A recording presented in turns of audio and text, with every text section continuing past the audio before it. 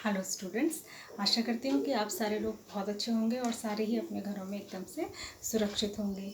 मेरे YouTube channel किरण आदि शिक्षा पर आप सभी का स्वागत है।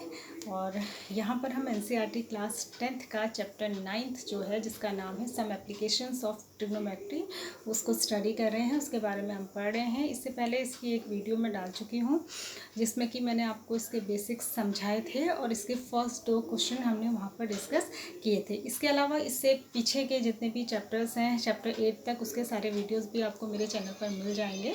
आप उसमें क्लास 10th की प्लेलिस्ट में जाके सारे वीडियोस को step by step part wise देख सकते हैं। पार्ट 1, पार्ट 2 इस तरीके से वीडियोस बनाई गई है। उससे आप सारा लेसन अच्छी तरीके से समझ सकते हैं। अगर आपको कहीं दिक्कत होती है, कोई क्वेरी है, तो आप मुझे कमेंट करके पूछ सकते हैं। मैं कोशिश करूँगी कि आपके मैं कमेंट्स का आंसर कर सकूँ।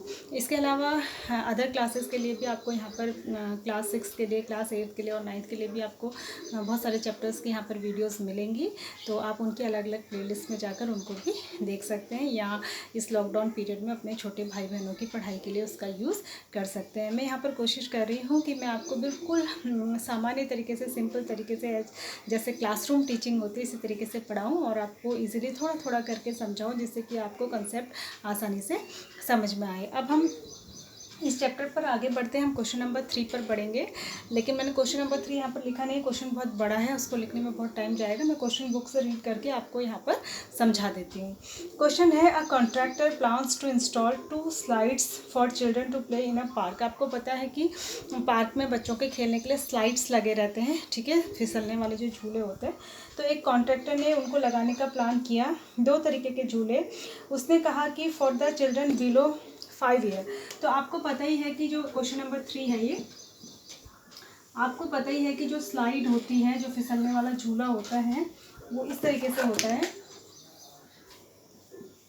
इस तरीके से राइट एंगल ट्रायंगल की तरह ही वो बना होता है। तो उसने प्लान किया कि जो 5 साल से छोटे बच्चे होंगे उनके लिए जो है इसकी हाइट जो है 1.5 मीटर रखेंगे, ठीक है।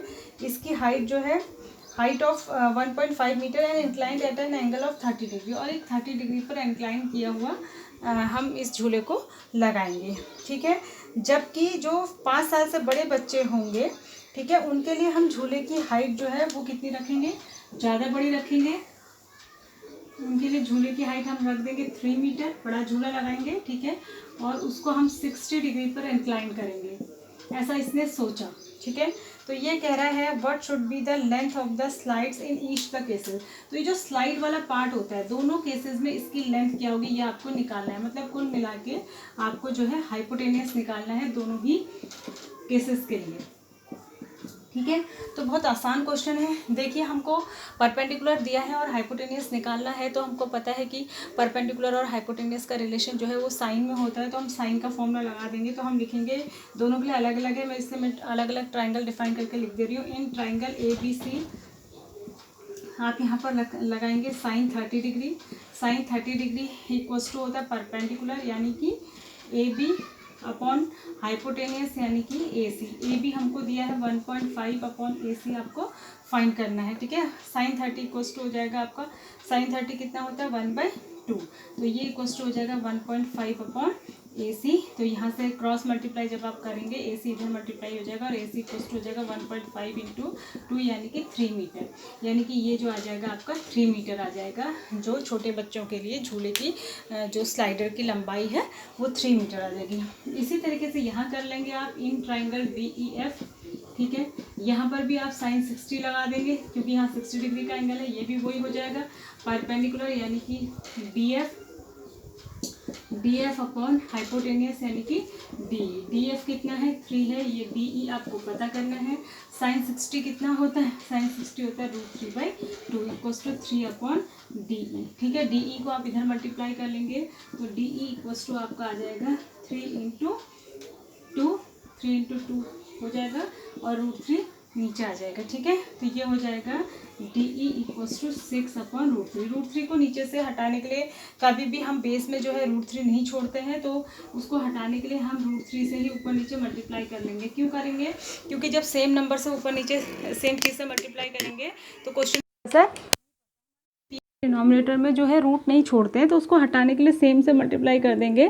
तो ये हो जाएगा 6√3 और नीचे √3 इंटू √3 होता है 3, 3 से 6 कैंसिल हो जाएगा, 2 जाए, तो ये आंसर आ जाएगा 2√3। तो DE की जो लंबाई आएगी दूसरे वाले झूले के लिए 2√3 आएगी। अगर आप चाहें इसे बहुत एक्यूरेट निकालना, ठीक है, तो √3 की वैल्यू से यानी कि 1.732 होती है √3 की वैल्यू, इससे इसको मल्टीप्लाई करके भी आंसर निकाल सकते हैं। लेकिन एग्ज़ाम में हम इतना भी आंसर लिख सकते हैं। हो सकता है आंसर शीट में मल्टीप्लाई करके दिया हो तो वहाँ पर तो आप आंसर शीट से मैच करने के लिए ऐसा कर सकते हैं, लेकिन एग्ज़ाम में आप इतना भी छोड़ते हैं, दैट इज़ करेक्ट, उसके भी आपको पूरे मार्क्स मिल जाएंगे। ठीक है, तो इस तरीके से आपको ये करना था। आई होप कि आप इस क्वेश्चन को समझोगे। हम अगले क्वेश्चन पर आगे बढ़ते हैं। क्वेश्चन नंबर 4 है, ठीक है। क्वेश्चन नंबर 4 देखिए आप। क्वेश्चन नंबर 4 में ये कह रहा था angle of elevation of a top of a tower from a point on the ground which is 30 metre away from the foot of the tower. देखिए लैंग्वेज समझना बहुत ज़रूरी है। एक टावर है, उसके फुट से, ठीक है, ये टावर है, इसका नाम कुछ अभी रखेंगे, इसके फुट से 30 मीटर दूर हॉरिजेंटली ज़मीन पर एक पॉइंट है, यानी कि ये 30 मीटर है। ये अपने लैंग्वेज में ये कहना चाह रहा है कि ये 30 मीटर है, यहाँ से एक पॉइंट है और इस पॉइंट से इस टावर का जो टॉप है उसका जो एलिवेशन वाला एंगल ऑफ एलिवेशन है वो 30 डिग्री है। ठीक है, 30 डिग्री है। तो ये कह रहा है कि find the height of the tower. ठीक है, तो हमें इसकी हाइट निकालनी है। ये h मान लेते हैं इसको, ये निकालना है, इसका नाम हम रख देते हैं ABC। ठीक है, तो यहाँ पर आपको देखकर बस हमें क्या करना होता है कि क्वेश्चन को राइट पढ़कर अगर राइट फिगर बन जाए तो 2 मिनट में ये क्वेश्चन सॉल्व हो जाते हैं। तो आपको पता है कि यहाँ पर बेस दिया हुआ है, क्योंकि इस एंगल के लिए इसका बेस यही है, बेस दिया हुआ है और हाइट हमको निकालनी है। ठीक है, और बेस और हाइट का रिलेशन किस में होता है? 10 में होता है। तो चाहे तो हम कॉट भी लगा सकते हैं, 10 भी लगा सकते हैं, दोनों में ही होता है। तो हम 10 30 लगा देंगे। 10 30 डिग्री इक्वल्स टू क्या हो जाएगा? यहाँ पर हो जाएगा परपेंडिकुलर, यानी कि AC upon BC, base BC हो जाएगा। 10 30 होता है 1/√3 इज इक्वल्स टू परपेंडिकुलर को हमने एच सपोज कर रखा है और BC जो है 30 है। यहाँ से जब क्रॉस मल्टीप्लिकेशन करेंगे तो H इक्वल्स टू आ जाएगा 30, इधर चला जाएगा 30/√3। अभी मैंने आपको बताया था कि बेस में से अगर हमको रूट हटाना हो तो हम उसी रूट से मल्टीप्लाई कर देते हैं, डिनोमिनेटर में भी और न्यूमरेटर में भी। ठीक है, तो H इक्वल्स टू आ जाएगा 30√3 ओवर √3 इंटू √3 होता है 3, 3 से ये 30 10 जा कट जाएगा, तो H इक्वल्स टू आ जाएगा 10√3, यानी कि इस टावर की जो हाइट है वो 10√3 हो जाएगी। फिर मैं बता दे रही हूँ आपको कि अगर आप चाहें तो √3 की जो वैल्यू होती है 1.732, उससे आप यहाँ पर मल्टीप्लाई करके इसका बहुत एक्यूरेट आंसर भी निकाल सकते हैं, पर डिपेंड करता है कि आपको किस तरीके का आंसर शीट में दिया है। एग्ज़ाम के लिए इतना भी करना काफ़ी है। ठीक है, एक क्वेश्चन हम और देख लेते हैं। क्वेश्चन नंबर 5, क्वेश्चन नंबर 5 है, ये कह रहा है a kite is flying at a height of 60 metre. Height of, अब डोर चाहे उसकी जैसी भी हो, पर ज़मीन से हाइट जो है जहाँ पर वो काइट है वो जो है 60 मीटर हाइट पर फ्लाई कर रही है। ठीक है, above the ground the string attached to the kite is temporarily tied to a point on the ground। जो इस काइट में, यहाँ पर जो काइट है उस काइट में जो धागा लगा है उसको ज़मीन पर टेम्परेरी थोड़ी देर के लिए हमने लगा दिया। ठीक है, लगा दिया, तो क्या हुआ? The inclination of the string with the ground is 60 degree. इसका इंक्लाइनेशन का मतलब एंगल से होता है, 60 डिग्री है ग्राउंड से। तो find the length of the string, ये आपको निकालना है। ठीक है, assume that there is no slack in the string. ठीक है, इसमें जो कोई भी बल नहीं है, ये सीधा है, तो आपको ये निकालना है। तो कुल मिलाकर अगर दूसरी लैंग्वेज में अगर हम इसको ABC कहें, अगर इसको दूसरी लैंग्वेज में हम समझें तो इसमें क्या है कि परपेंडिकुलर गिवन है और हाइपोटेनियस निकालना है, और परपेंडिकुलर और हाइपोटेनियस का रिलेशन किस में होता है?